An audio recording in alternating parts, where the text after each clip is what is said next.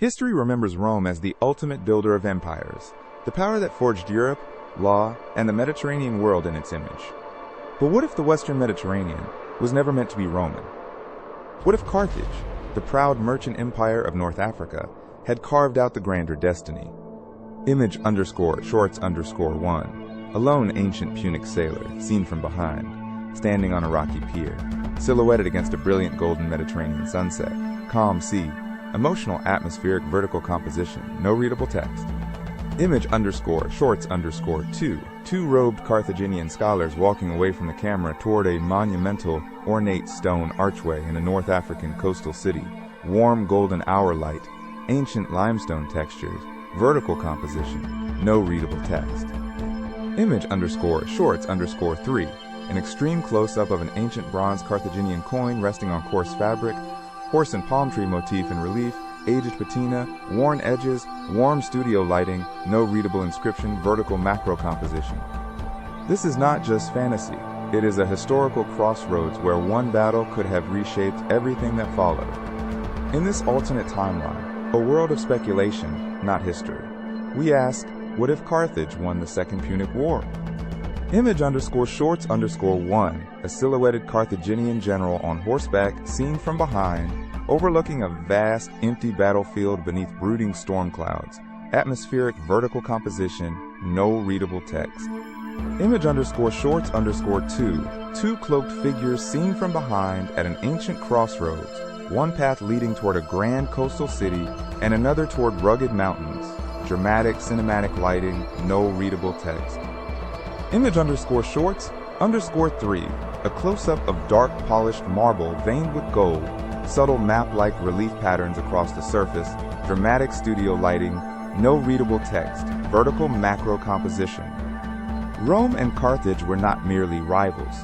They represented two different futures, one built on legions, roads, and law, the other on harbors, merchants, ships, and the sea. The struggle between them would decide who shaped the Western Mediterranean for centuries. Image_shorts_1, a single Carthaginian war elephant seen from behind, towering over distant soldiers on a dusty battlefield, cinematic vertical scale composition, no readable text. Image_shorts_2, two cloaked Carthaginian strategists seen from behind, standing before a large ornate map table showing symbolic naval routes without readable labels, candlelit command room, vertical composition. Image_shorts_3, a close-up of a worn leather scroll unrolled slightly on a dark wooden table, faded abstract markings that resemble ancient strategy diagrams but contain no readable text, warm candlelight, vertical macro composition. The year is 218 BCE. Rome and Carthage stand on the edge of their second colossal conflict. The First Punic War has ended with Carthaginian defeat, the loss of Sicily, and crushing indemnities, but also with a burning desire for revenge. On the Carthaginian side, Hannibal Barca has emerged, brilliant, relentless, and trained from youth to despise Rome. His plan is audacious: bypass Roman naval strength and strike Italy directly by leading an army, including war elephants, across the Alps. Rome is confident in its disciplined legions and strategic depth. The Republic believes it can absorb any blow and survive any invasion. It underestimates Hannibal's genius and the resilience of the army marching toward its heart. Hannibal's early victories, Trebia, Trasimene, and Cannae, devastate Rome. Italy is ravaged, Roman allies waver, and the Republic is pushed to the edge of collapse. Yet Rome itself refuses to break. Editor, battle scene must remain cinematic and non-graphic, imply devastation through scale, dust, and broken formations. Years of attrition follow. Rome refuses surrender and turns to Fabian tactics, while Hannibal struggles with supplies and reinforcements in Italy. Then Scipio Africanus changes the war, landing in North Africa and forcing Hannibal to return home. The decisive confrontation comes at Zama in 202 BCE. In our history, Scipio neutralized Hannibal's elephants and outmaneuvered his army. Rome won, and Carthage was broken. But in this timeline, one crucial detail changes. At Zama, Hannibal's veteran cavalry holds longer than expected. Numidian allies remain loyal to Carthage, preventing Scipio's cavalry from regrouping and striking the Punic flanks. What should have become a Roman encirclement becomes a Roman trap. That slight alteration cascades into disaster. Scipio's legions, pressed by veteran Carthaginian infantry and harried by resurgent cavalry, begin to crumble. Zama, remembered in our world as Rome's salvation, becomes its most crushing defeat. With Scipio defeated and much of his army destroyed, Rome's last hope for a quick victory evaporates. News of Zama sends shockwaves through the Republic. Allies in Italy begin asking a dangerous question. If Rome cannot protect itself, why remain loyal? Hannibal returns to Carthage not as a desperate defender, but as the savior of the Punic world. The treaty imposed on Rome is harsh. Sicily, Sardinia, and Corsica return to Carthaginian control. Rome pays crippling indemnities, and its navy is dismantled. The treaty does not merely end the war, it rewrites the balance of power. Carthage dominates the western Mediterranean, controls the Great Islands, and turns the Tyrrhenian Sea into a Punic lake. Rome survives, but it is humbled and weakened. Its prestige is shattered, its navy restricted, and its allies restless. Across Italy, communities that once submitted to Roman authority begin asserting independence.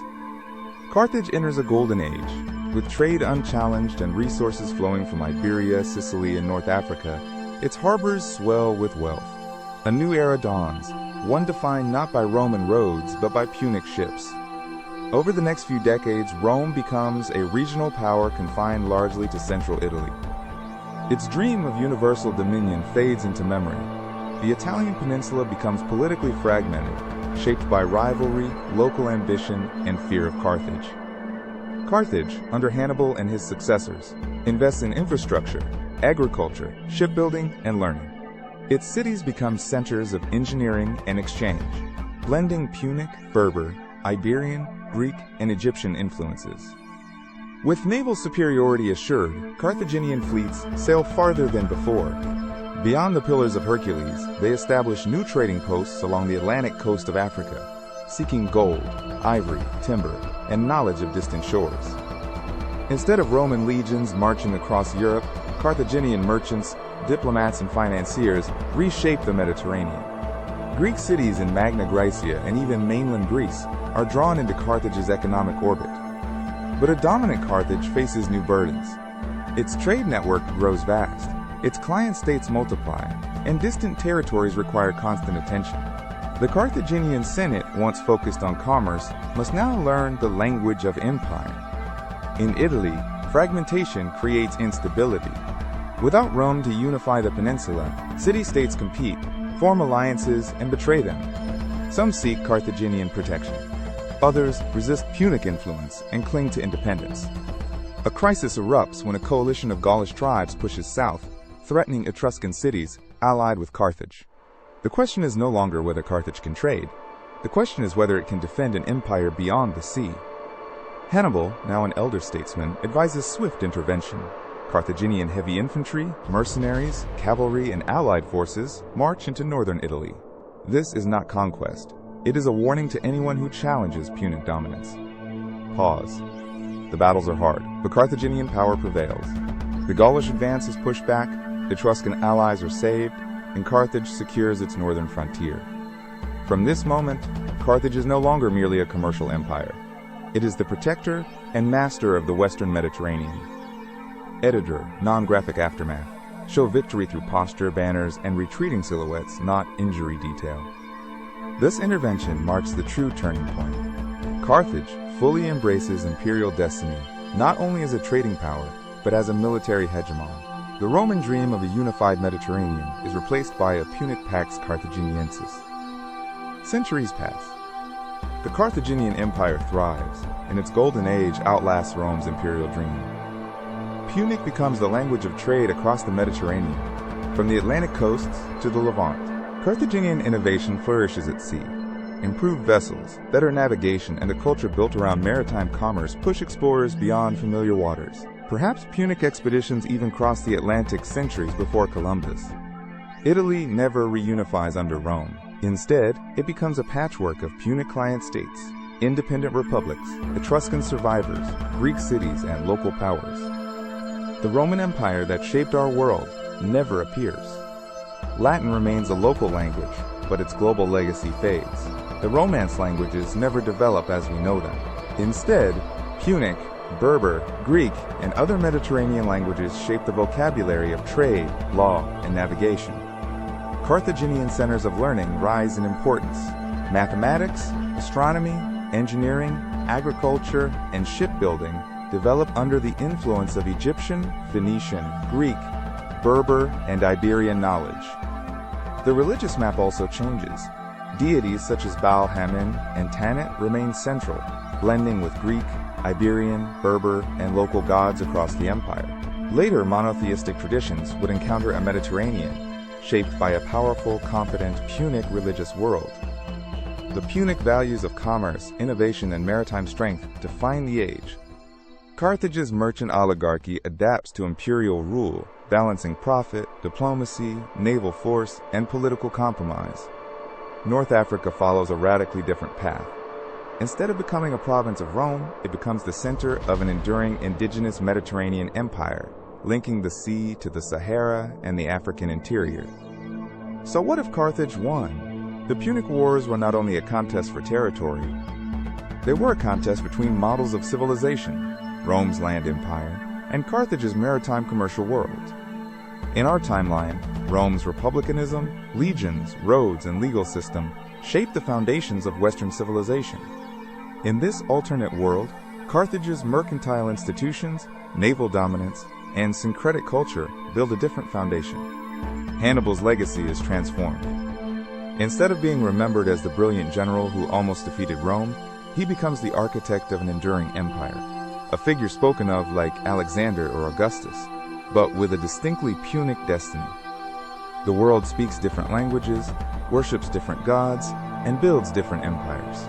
Law, religion, trade, urban life, and exploration all develop under the shadow of triumphant Carthage. The echoes of Zama resonate for millennia.